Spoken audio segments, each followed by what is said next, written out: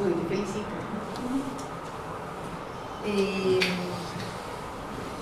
Este libro tenía varios títulos en ¿cómo decir? En el borrador. Ninguno fue el definitivo. Ay, no sé si puedo decir eso. No sé si queda bien que diga eso. Pero... ¿Perdón? Sí, exactamente. Ese es el punto. Fue un maduro debate democrático en torno al título. Digámoslo así. En la reticencia está la respuesta. En ningún lado, yo no había propuesto historia del catolicismo en la Argentina porque sabía que pecaba de porteñocéntrica. Yo había propuesto dos títulos que quizás eran menos directos o menos comerciales, o menos, no sé. Uno era, como está dicho en las premisas y destacado, más allá de la secularización. Ese era un potencial título. Y otro era algo así como, todavía, y no lo tenía claro, ¿no? Tampoco lo tenía del todo bien armado, pero entre dos concilios. Esa era una frase que estaba claro, porque en realidad sí me lo pidieron el libro, me lo pidieron entre dos concilios, ¿no? El periodo fue la propuesta del editor, más puntualmente de Luis Alberto Romero, que me propuso un libro con esta periodización. Ambiciosa, ¿no? Esa fue un poco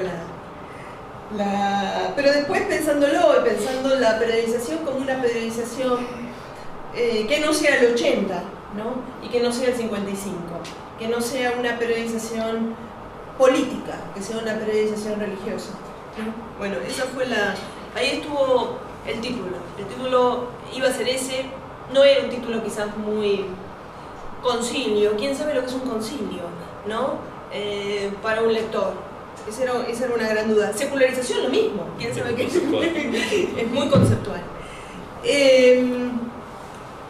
Así que esto responde un poco las inquietudes sobre la periodización.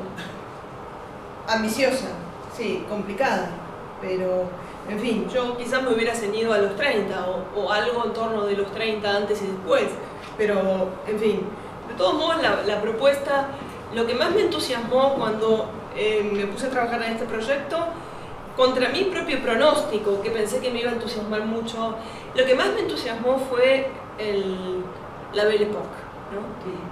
Ese periodo que de repente descubrí y aprendí un montón de cosas que yo ni sabía que podía aprender. Por ejemplo, los círculos de obreros.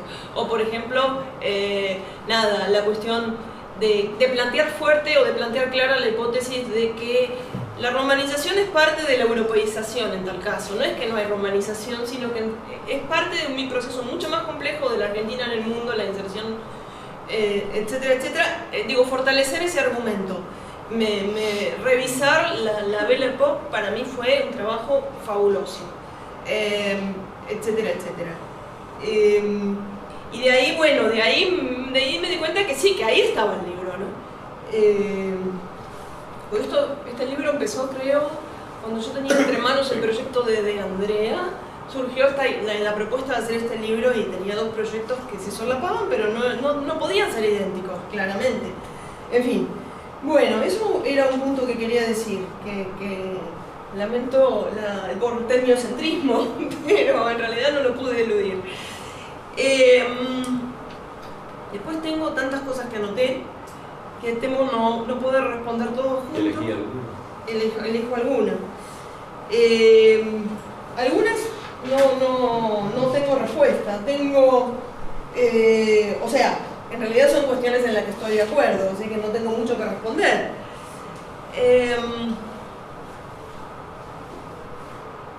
Estoy revisando rápidamente a ver qué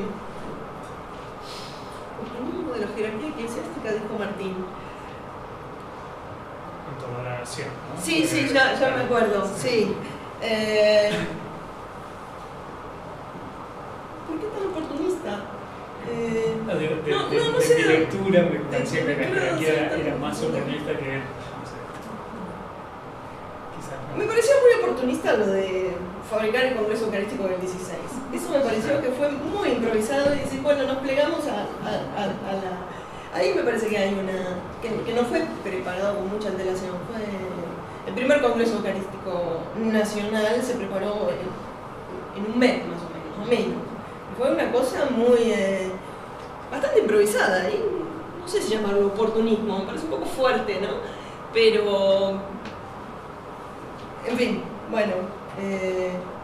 nada, que no estaba del todo, en cierta medida, que no estaba preconcebido. Después, bueno, montones de cosas que vos decías, estoy totalmente de acuerdo, y un poco la idea era esa, sí, una mirada no teleológica, complejizar la cuestión de la nación, no solo el nacionalismo en un sentido ideológico, ¿no? Sino también el nacionalismo, cómo interpela a la sociedad. Esa es un poco está interpelando una sociedad integrándola al mismo tiempo que la está interpelando, ¿no? Es decir, si hay unas masas nacionalizadas, entonces el nacionalismo ideológico, porque claro, el nacionalismo es claramente un concepto muy complejo, el propio, digo, como movimiento político, etcétera, etcétera, no se puede dar una definición, pero distintas facetas de la cuestión nacional, ¿no? Trataba de atender no solo la dimensión política de lo nacional, sino también la dimensión de construir que las personas se identifiquen o se sientan argentinas, en tal caso, cuando claramente la sociedad es muy cosmopolita, para decirlo rápidamente.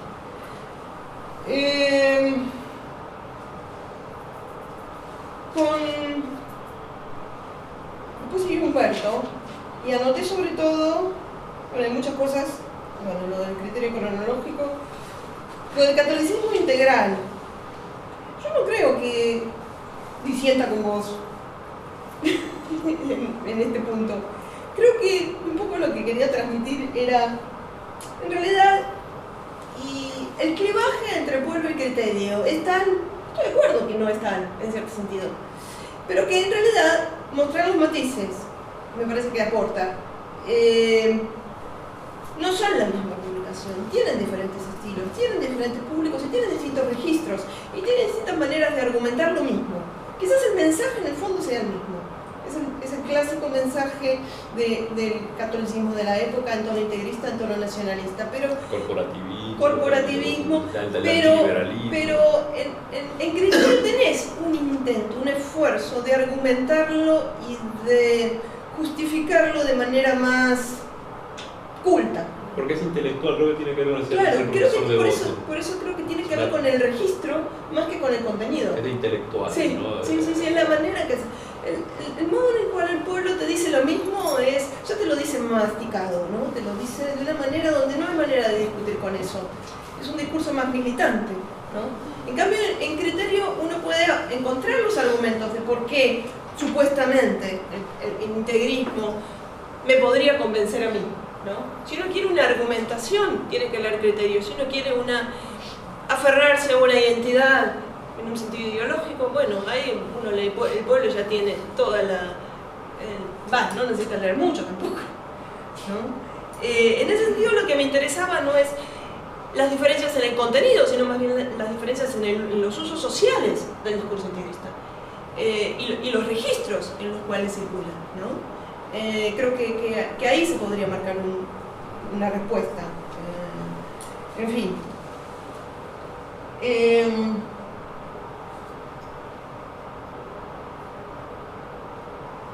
Secularización es otro tema sobre el cual todos aportaron. Pero ¿por qué la idea de integrista? Eso, porque ningún católico se ha dicho, que yo sepa, salvo una situación psiquiátrica muy grave, ¿no? Se va a definir como integrista, cuando también otras cosas que yo, es interesante lo que yo había entendido bien porque lo dijeron otros en la mesa, de que también no era un catolicismo tan diferente de su medio, a pesar de sus apuestas, a pesar de, es decir, porque era el socialismo integrista, porque la mirada integrista del socialismo, bueno, el comunismo en los años 50 en Francia es lo más integrista y jamás nadie diría es el comunismo francés de los 50 con la Fer Kravchenko y todo eso, era una visión integrista de la realidad soviética, por ejemplo, caricaturizando un poco. Pero ¿por qué? A ver, porque uno puede remitirse a algunas fuentes, a la Sapinier, al señor Bellini, bueno, pero en general tiene una utilización connotativa, muy peyorativa, que nos hace ver como que había una Argentina en cambio y tenías el actor católico que acá quería, que era la sombra oscura de esa modernización que bien o mal se estaba produciendo. Y vos en realidad no mostrás eso. Se integra esa modernización, pero con un discurso que no es moderno. Como vinculado a lo ultramontano, que ya es más del siglo XIX, y el catolicismo del siglo XX no es ultramontano, me parece, digo, no soy el más versado para eso. A ver, porque también en la época se oponían entre los integristas y los católicos democráticos o liberales. Sí. Y ¿hasta qué punto no es que el investigador lo mira desde los años 80, supongo, ¿no? Para decir, sí. Bueno, no es tu perspectiva para nada, y esta es la riqueza, está muy claro en lo que muestra el libro. Cuando en los años 80 se empezaban a construir algunas visiones, era esta oposición entre el cristianismo integrista y el cristianismo liberal. Se llama una posición mirada desde ahora, que lo que podían leer los actores en esa época sobre la que era la realidad argentina y cómo se reaccionaba, sobre lo que también saben, sobre la cultura de masas, el cine, las costumbres, no sé, el rol de la mujer, lo masculino, es decir, hace más una proyección anacrónica por un lado e iluminista de un proceso que era mucho más mezclado, mucho más variopinto. El integrista entra para definir, por ejemplo, al pueblo, o es militante, un catolicismo militante de barricada, perfecto, como cada organización tiene sus... Hay una idea de lo que debe ser el católico, muy construida, es decir, en esa época, ¿no? Estoy hablando de los 30, sobre todo el deber ser que construye una institución como Acción Católica, ¿no? El católico es católico en todos sus actos, en todas sus esferas, en todas las esferas en las que actúa, tiene que mostrarse como católico. ¿Viste alguno? No, yo no dije que lo viera, yo digo el discurso integrista. Yo no hablo de personas católicas integristas, hablo del discurso. El discurso integrista existe. Es el discurso que está presente en... Bueno, Acción Católica es muy visible. Este discurso está. Yo no hablo de prácticas, ni de personas, ni de sujetos, hablo de discursos. El discurso está en ese sentido. La pretensión de que el católico, incluso... Pero vos también mostrás que llegan a pactos. Totalmente. ¿Cómo? Que llegan a pactos. Esos tipos que iban a Punta del Este, no sé qué, juegan al fútbol. Claro. O sea, llegan, si no hubieran ido. No, bueno. Entonces es evidente que para tener una posibilidad de captar tenés que llegar a... Tenés que una hacer negociación. concesiones. Claro. Y sí, esa es la gran cuestión. Hay una frase que está ahí citada en el libro, ¿no? Cuando la Iglesia se plantea, bueno, ¿qué pasa con Acción Católica? Acción Católica, ahí deberían estar los católicos más respetuosos justamente de los principios y de la normativa y de la ortodoxia católica. Pero en la medida en que uno aspira a que Acción Católica crezca en el número, pierde calidad, ¿no? Calidad, porque hay valorativo, pierde... Cualidades, pero la opone así. El discurso oficial es cantidad no es calidad, pero si no queremos cantidad tenemos que resignar calidad. Es decir, calidad de que van a ser católicos que quizás no sean tan integristas en sus prácticas como la Iglesia quisiera. Es decir, en ese sentido el integrismo es un discurso, no lo pongo como una realidad concreta social. Pero la Andrea no sería integrista, ¿por qué la idea de integral que servía como para limar algunas asperezas valorativas? Y Andrea es un hombre que vive muy en el mundo, que está muy, pero tiene una acción participa de una vida social social que a veces lo pone muy en el borde de justamente de Andrea, que no es un hombre muy complejo. César Pico. César Pico. Era un gran gourmet. Sí, no me sorprende. La cocina, la bebida y una serie de cosas. Entonces, bueno, no es que era una secta. No, totalmente. Por eso digo, una cosa es el discurso y otra cosa son sus prácticas. El discurso integrista está. A ver, y el tema es qué se hace con eso. ¿Qué se hace con ese discurso? ¿Hasta dónde es convincente? Secularización es otro gran tema. Y esa frase que han repetido, como era mi propia frase, hilvanar una historia religiosa. Hilvanar una historia religiosa más allá de la secularización. En realidad lo que me pasó es que en realidad, bueno, yo lo digo en el prólogo, yo no tengo la intención de hacer una teoría de la secularización. Creo que reformular una teoría, si buscan una teoría jornal a la secularización, no lean este libro. No es eso lo que yo propongo, no es eso lo que creo que esté en condiciones de plantear acá. En realidad lo que de alguna manera me pasaba es que los conceptos ayornados de secularización no me alcanzaban para explicar lo que quería explicar. Por eso, en realidad, la propuesta fue hilvanar una historia religiosa más allá de la secularización. Y no me refiero a la secularización en concepto, ¿cómo decir?, primigenio. No hay en el texto digamos, una puesta al día del concepto o una elaboración teórica nueva. En realidad lo que hay es una reconstrucción, sí, como lo han dicho acá, de historia social y de historia cultural, de los movimientos, las curvas, los clivajes, las inflexiones dentro del catolicismo y los matices, ¿no? Y no hay una nueva teoría. No, está muy lejos de ofrecerle al lector una teoría de la secularización. No es esa la intención. Pero inaugurarlo en el prólogo de la aparición de nuevos instrumentos teóricos. En el prólogo decís. Es decir, doy cuenta de que se está debatiendo mucho y se está abriendo el debate y que el debate no está cerrado, pero yo no pretendo, es decir, no creo que mi libro aporte a alguna teoría de la secularización. Creo que está muy lejos y que no es la aspiración ese punto, ¿no? No creo que pueda con este libro llegar a una teoría en ese sentido. En realidad lo que me pasa es todo lo que me pasó en tal caso, es todo lo contrario, que la historia del catolicismo me resulta mucho más porosa que la teoría, ¿no? Las teorías dicen la teoría, pero bueno, es el árbol de la vida. Doctor Fausto. En ese sentido. Bueno, el libro se iba a llamar Más allá de, porque en realidad no. Para académicos sería ideal, lo que pasa es que editorialmente les pone la idea de secularización y... No te lo compré. Y entre dos concilios, peor. O sea, más o menos en la línea. Sí, creo que peor en cierto sentido.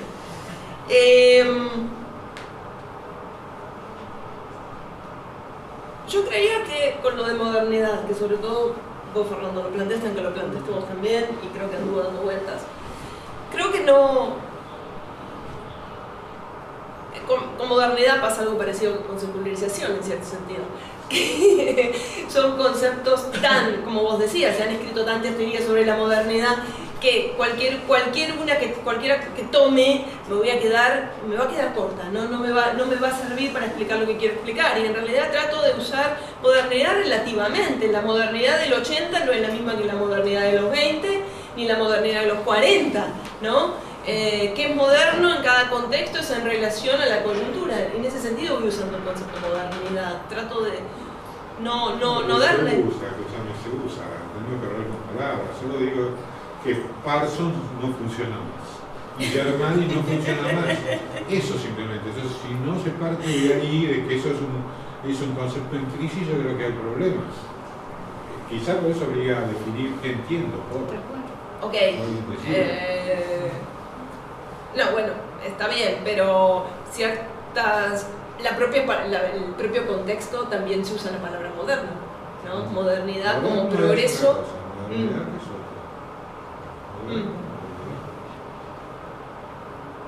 Bueno, qué sé yo. Ok, pero de todas maneras yo no creo dar una definición taxativa, justamente para... No hay una definición, por eso puedo usar sus palabras para definir cualquier cosa. Dice que digo todo. Ok. A mí me parece que en este caso... Sí, claro. claro.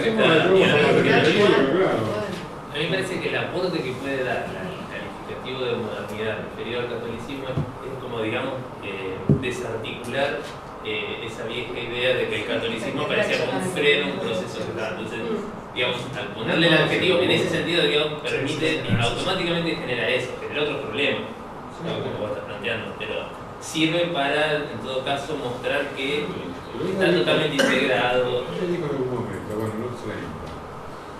Los fascistas pensaban que eso era lo moderno, porque la democracia liberal estaba liquidada. Totalmente. Porque de hecho, no es que lo veían como un retorno al pasado, sino que ese era el futuro. Sí. Y el comunismo era el futuro después. O sea, ¿cuál es la línea? ¿No? La modernidad es como un horizonte hacia el cual se moviliza la sociedad. Digamos, pero eso me parece que. Bueno, vos introducís la cuestión, ¿no? en la introducción también. Bueno, eso me parece que puede ser una clave interesante, la idea, ¿no? de un discurso fuerte con un horizonte, ¿no? que activa, digamos, la idea de una militancia para llegar a un lugar, como una gramática, digamos, que podría ayudarnos a pensar el concepto de modernidad, ¿no? Los católicos construyen una gramática política muy fuerte y ya no creen que haya una especie de historia que funcione sola, sino que la tienen que construir, y la tienen que construir con militancia, con organización, y eso los pone en contacto. No estoy de acuerdo. Están en el siglo. Católicos en el siglo. El siglo moderno, ellos claro, ellos son. Es que no habría forma de no serlo, ¿no? No habría forma de no serlo. En ese sentido, la historia intelectual con el Paldi que diría que no habría forma de volver atrás. En algún punto, una vez que hay una serie de transformaciones, que eso, la teoría de la secularización, lo que aporta a pensar eso. No habría forma de ser, ¿no? de volver a una sociedad antigua régimen. Pero sí argumentos. Claro. Pero digamos, esos argumentos en algún punto ya funcionarían, es como pensar un discurso antimoderno que ya no puede producir. Si ya no hay antimodernos, la palabra modernidad también se desvanece. Claro. Porque solo tiene sentido con relación a algo que no es. Sí. No, perdón. Pero bueno, perdón que no.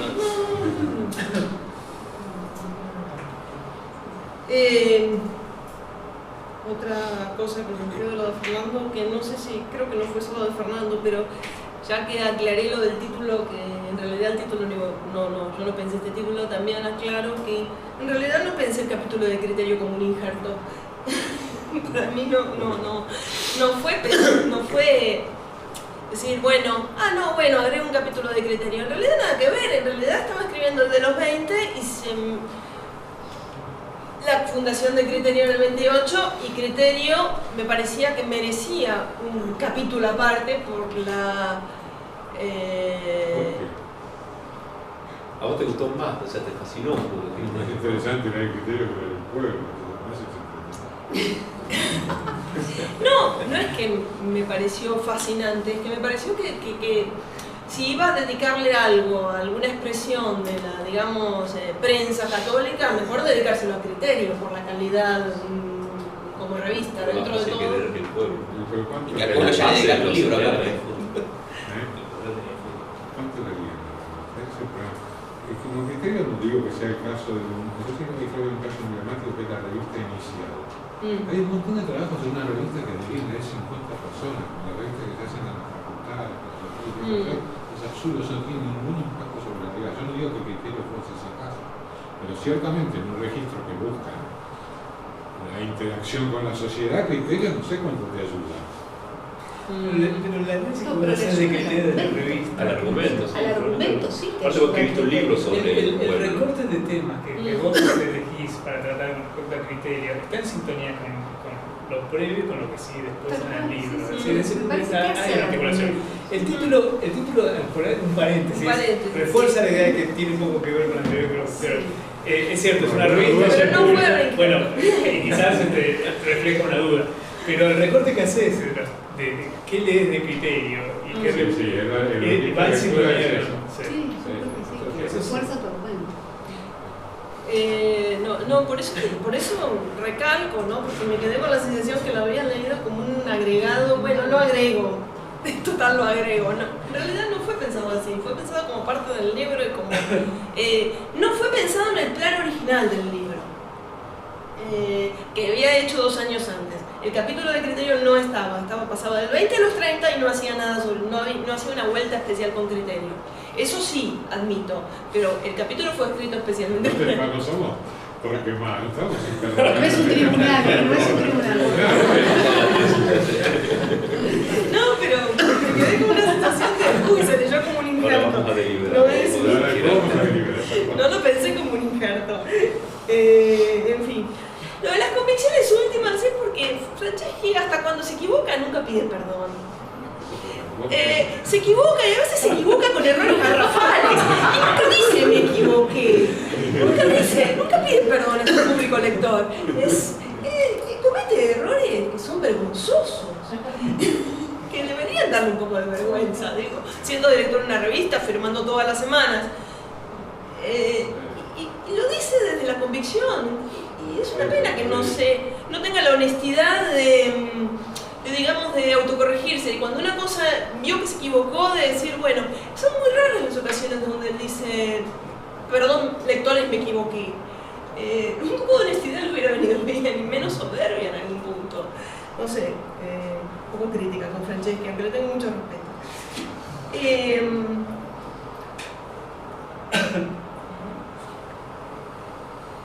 Algunas cosas ya te respondí, creo. Me queda lo de la cuestión cultural, lo de los márgenes, no sé si te entendí bien, lo del porteñocentismo ya te contesté. No, porque yo fui siguiendo.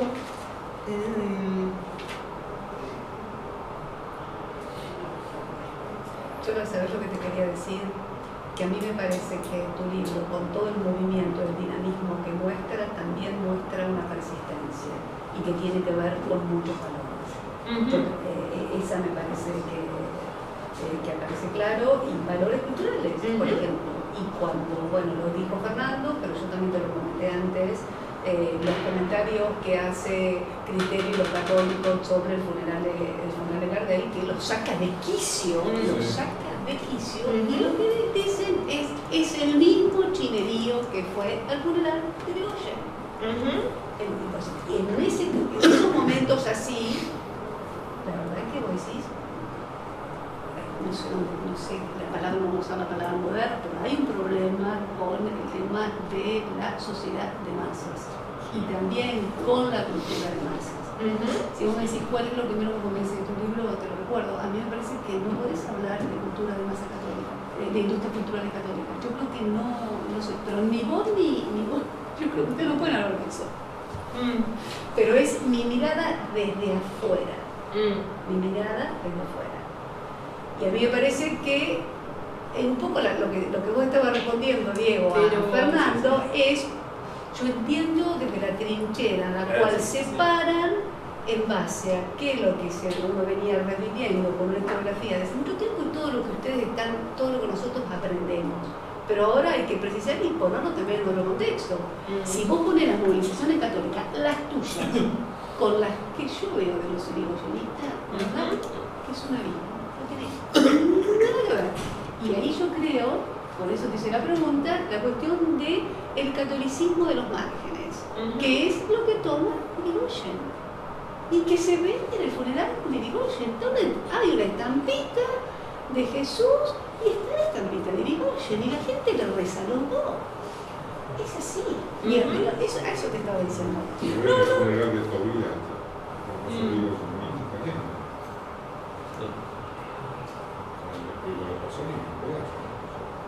la cruz, lo ves, en fin. Es casi la complejidad de un fenómeno que va más allá de su prístino todo, ¿no? Ojalá. A ver. Las dos cosas están muy conectadas. El tema de las masas, claramente la posición de la iglesia es salir a la calle, ocupar el espacio público, generar estas grandes movilizaciones estilo Congreso Eucarístico, pero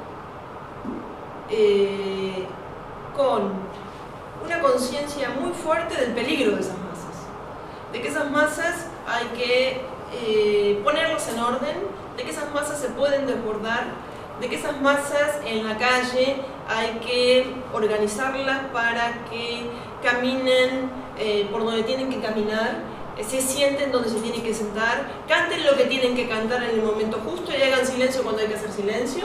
Digo, eso es algo que no vas a ver en el funeral de Irigoyen ni de Gardel, naturalmente. Lo que hay son estrategias de disciplinamiento de masas. Hay una preocupación muy fuerte por ocupar el espacio público y por generar estos espacios, estas movilizaciones de masas, que el Congreso Eucarístico es la más evidente, no es la única, del 34, pero al mismo tiempo hay un esfuerzo de producción, digamos, para que esas masas sean masas católicas, sean masas que respondan a lo que la Iglesia espera de las masas en la calle, porque las masas en la calle siguen siendo masas peligrosas. Y siempre pensó lo mismo, ¿no? Por un lado son peligrosas, pero por otro lado tenemos que afrontarlas. Y es lo que se ve cuando a fines de los 10 se lanzan estas conferencias populares en la calle, que empieza a generar muchos problemas porque van a los barrios y salen a la calle y están saliendo a los barrios populares, y entonces ahí empieza a haber problemas, empieza a haber conflictos, empieza a haber... no hay tanta... no es casual que cuando el catolicismo arma los congresos eucarísticos, prepare a los jóvenes con... ¿cómo se llama? Brazaletes, para que se los identifique, porque son estos jóvenes con brazaletes los que van a marcar el orden en las filas. Hay una preocupación muy fuerte por la ocupación ordenada del espacio. El servicio de orden. El espacio público hay que tomarlo de alguna manera. La calle es un espacio que la Iglesia tiene hace un esfuerzo muy grande por ocupar. Sacar a la gente a la calle también, pero las masas, cuanto más multitudes, más riesgos. Y esto en Buenos Aires quizás es más fácil, en un evento con larga preparación como un congreso eucarístico, ¿no? que es un evento que en el 34 lleva mucho tiempo a preparar y le dedica mucho esfuerzo. Pero hay masas católicas más improvisadas, movilizaciones católicas de masas donde no hay tanta... Y a veces se producen incidentes, la cuestión de las masas... me parece que la Iglesia tiene su enfoque sobre cómo salir a la calle y cómo ocupar el espacio público. Por supuesto que, si esta es la perspectiva, Franceschi aplaude el Congreso del 34, pero se horroriza con Gardel. No cabe pensar... Franceschi, al fin y al cabo, ve a las masas como masas... hasta las masas católicas, hasta desconfía de esos católicos que van al Congreso Eucarístico, pero después no cumplen mucho con los preceptos religiosos. Van porque va todo el mundo. ¿Y después qué hace el resto del año? ¿No? Esta idea de que el católico de los 30 llena los congresos eucarísticos, como llena grandes eventos, pero después el esfuerzo católico se dispersa, se desagrega, no se sostiene, ¿no? ¿Cómo lo definió entonces Franceschi en el funeral El chinerío. Otra vez el chinerío, europeo pero especialmente asiático, dice. El mismo que fue al funeral de Goyo. Está buenísimo. Es extraordinario. Eso resume toda la historia. Amarillo, ¿no? Los radicales, y esa comienza antes de ese gobierno, se llamaban el peligro amarillo. No, pero yo creo que lo que vos decías de la plebeyización y todo el ilusionismo, yo creo que sí. Ahora, la preocupación del orden no es única de los católicos. No. En las movilizaciones siempre están los católicos. ¿Y sabes qué? La mayoría de los que movilizan les conviene que haya orden, porque la prueba es que vos lo podés hacer en mal, lo podés hacer bien y podés mostrar un número. Ahora, la pregunta que sigue a eso es qué hacemos nosotros los historiadores con las movilizaciones. Es decir, porque, eso es lo que... Me parece que esa es la pregunta que sigue. ¿Entendés? ¿Qué se lee? Bueno, ¿podés hacer una lectura política de la ocupación del espacio público? ¿Qué haces con eso? Porque todos movilizan en el 30, ¿eh? Los nacionalistas también. Los nacionalistas, ¿sabes lo que dicen cuando se muere Uriburu? El hijo de Uriburu le escribe a Molina, que estaba en París, y le dice: hubieses visto lo que fue el funeral de papá. Ante el menor gesto se arrodillaban y rezaban una Ave María. Lo dice el hijo de Uriburu. Y es lo mismo, son las mismas descripciones que vos decís. Y para el hijo eso era una lectura política de ese funeral. Para mí, ¿cómo interpretás eso después? Eso es lo que digo. Claro.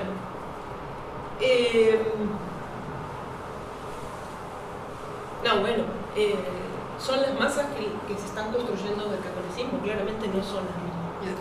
O no quieren que o mejor dicho, la Iglesia obviamente no quiere que las masas sean esas, sino que sean estas.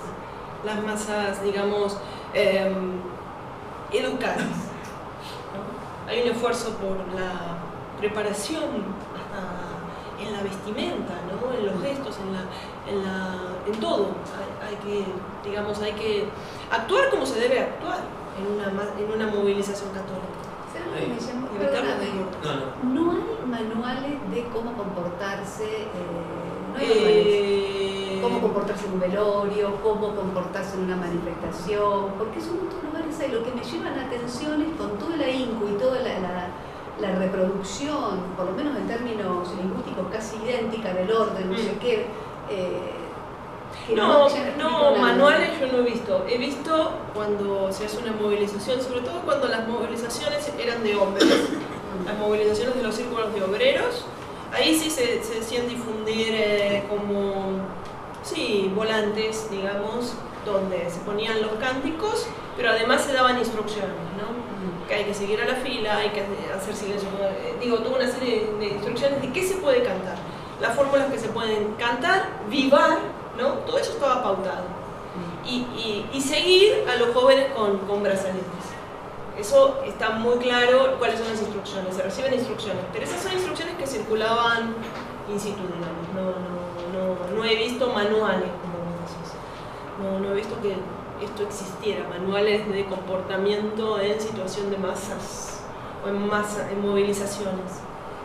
Se peroniza, después vos algo decís. Que hay movilizaciones que tienen un tono menos rígido, menos acartonado, más pero más estructurado, más. Tu idea es que el peronismo peroniza. Sí. Esa es la idea, ¿no? Eso es lo que que el peronismo copia el estilo. Exactamente. El estilo peronista, claro. Sí. Que no todo el catolicismo, ¿no? Algunos grupos católicos. Invertís, ¿no? Eso es interesante, porque invertís la influencia. Eso. Ahí tal vez habría que hacer una distinción entre también el tipo de movilización que estamos mirando. O sea, los congresos eucarísticos son particularmente disciplinados, pero por ejemplo las devociones populares tienen otro perfil. Mucho más derecho. Y después hay todo un discurso que a mí me pareció muy bueno el libro de Matucalus, digamos, y que eso todavía no lo hemos hecho con la Iglesia Católica, ¿no? También hay buena parte de la jerarquía que alimenta esa división entre una élite que es extranjerizante, ¿no? y una masa popular en donde los atributos positivos están puestos ahí, ¿no? La mezquindad, el egoísmo, están puestos del lado de las élites. Entonces, si uno lo escucha a Boneo o Antonio Gallano, por ejemplo, hablando por los trabajadores del reservorio moral, no solo del cristianismo, sino de la regeneración nacional. Entonces digo, hay una tensión ahí también entre los discursos. Ese discurso de Franceschi va en contra y la tensión y el choque con Gallano, por ejemplo. Perdón, yo me he quedado como única autoridad acá, porque si fue Juan Martín, que es el verdadero director del instituto, tenemos que cortar por el tiempo, así que yo diría que démosle alguna oportunidad para si quieren ayudar.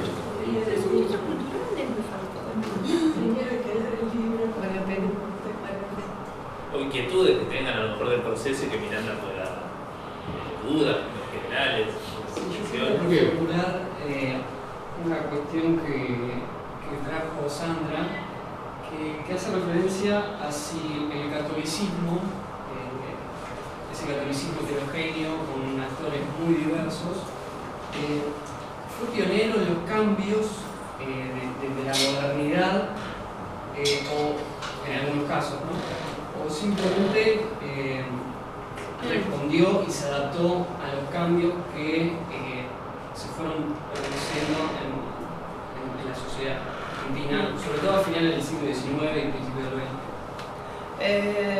XX. Yo creería que en la mayoría de los casos no es pionero. Que se va acompasando, va tratando de acompañar esos cambios, pero que los cambios son exógenos, digamos, al ámbito católico. Tendería a pensar eso, me da la impresión de que la iniciativa viene de otro lado, viene de la inmigración, o de, no sé, o del papel de la mujer después de la guerra, o lo que fuere, ¿no? Al principio algunas cuestiones provocan hieren susceptibilidades, provocan rechazo, luego ese rechazo pasa a ser de alguna manera trabajado, procesado para ver cómo lo podemos encarrilar, y luego en tal caso viene una respuesta que trata de ser de adaptación en cierta medida y tratando de amortiguar la cuota de rechazo que todavía en algún sentido queda. Me da la impresión de que los cambios vienen, en la mayoría de los casos, de afuera. En algunos casos las respuestas son muy tardías. La cuestión de la mujer da la impresión de que cuesta en muchos casos. La cuestión de, las industrias culturales que me quedaron latentes, que quería decir algo después de lo que dijo Sandra, que no hay industrias culturales católicas. No hay industrias culturales católicas en el mare magnum que es las industrias culturales en la Argentina. Dada la vastísima oferta y el gran mercado que esto representa, la industria cultural católica es, ya que estamos en una charla, es, digamos, muy pequeña, si querés un poroto. Pero hay un esfuerzo de construir industrias culturales católicas. Y hay un esfuerzo que se ve en editoriales como difusión, en productoras, en emisoras de radio que no duran mucho, en programas radiales, en películas es más costoso, ¿no? Ahí cuesta mucho más, pero como las películas no las pueden producir por el esfuerzo económico, hay un esfuerzo de moralizar los estudios de cine, hay un esfuerzo de instalar filtros muy estrictos sobre qué películas se ven en ámbitos católicos. Con los libros es más fácil, porque quizás es más barato. Sí, pero lo que te quiero decir es que son cosas distintas. Una cosa es un intento de regular los programas de radio, cosas que hacen durante toda la década del 30. Totalmente. Y otra cosa es hablar de industrias culturales católicas. Es distinto, porque lo primero para mí se inscribe en una tradición de preservación de la moral y de las buenas costumbres. Las industrias culturales es otra historia, y a mí me parece que es por naturaleza incompatible con el catolicismo, porque está la idea de lucro, la idea de mercancía, una cantidad, que es la definición, digamos, si vos es todo el debate, me parece a mí, pero esa es una idea de afuera. ¿Cómo? Habría que ver los libreros católicos. Pero no sé. Es una discusión por dentro. Pero con la formación anticapitalista del catolicismo. Los de Platero tienen un sentido muy acentuado del lucro, ¿ves? Bien anticapitalista de la librería de Platero. Platero sí, también, la esa que está en Las Heras, ¿cómo es? No, Santa Fe. No, pero otra que está en Las Heras, que también todavía sigue, y comprar libros usados. Pero con todas las limitaciones del caso, por supuesto, no competitiva. No competitiva en el gran mercado de las industrias culturales. Muy bien. Bueno, gracias a todos los que resistieron hasta el final.